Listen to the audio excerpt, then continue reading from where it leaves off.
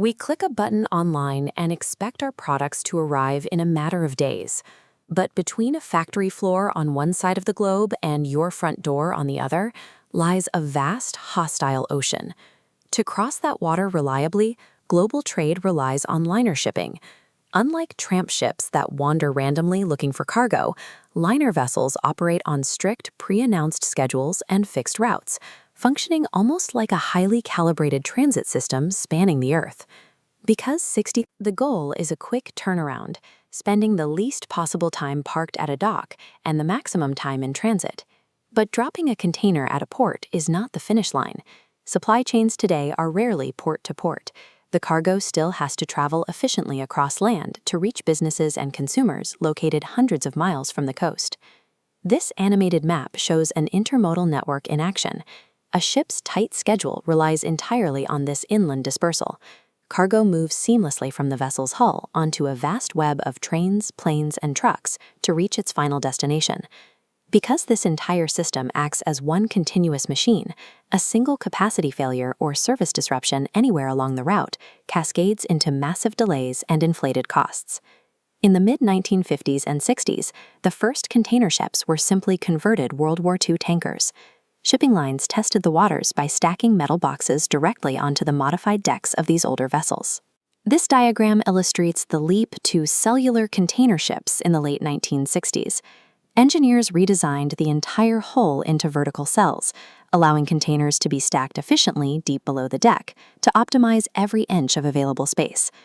Onboard cranes were stripped away entirely to make room for even more cargo, and advanced engines pushed cruising speeds up to 24 knots. Standardizing cargo into perfectly measurable units of volume removed the friction of varied, loose freight, creating a high-volume logistical model that triggered decades of unchecked growth in ship size. Throughout the 1980s, the push to carry more boxes and lower the cost per unit hit a hard physical boundary, the original dimensions of the Panama Canal. Naval architects designed vessels to the exact Panamax standard, maxing out at roughly 4,000 20-foot equivalent units, or TEUs. These ships were built to squeeze into the canal's narrow locks, with practically zero margin for error. Even as engineers pushed the absolute limits of length and beam, the Earth's geography forced a temporary ceiling on the scale of global shipping. But international trade grew too rapidly to be permanently bottlenecked by a single waterway. Shipping lines eventually introduced post-Panamax vessels that deliberately exceeded the canal's strict 32.2-meter width limit. These wider ships were so massive that they could no longer sail traditional linear end-to-end routes profitably.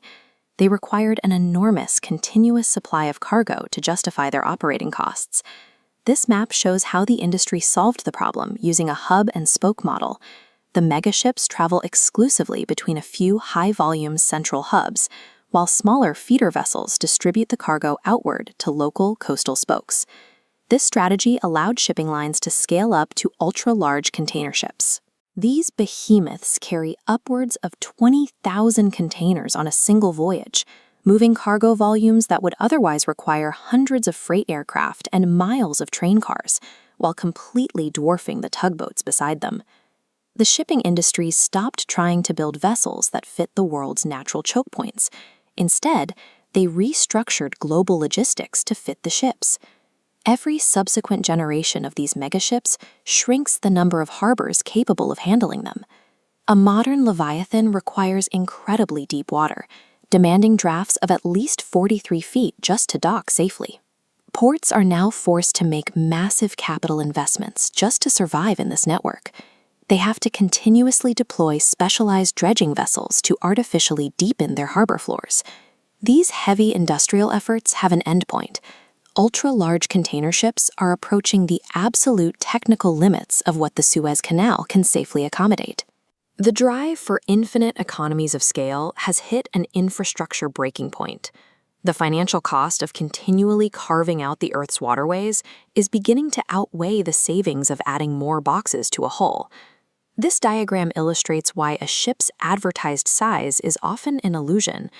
Nominal capacity is the theoretical maximum, assuming every container is perfectly empty. But real-world cargo is heavy. The immense weight pushes the ship deeper into the water, dictating the vessel's true effective capacity.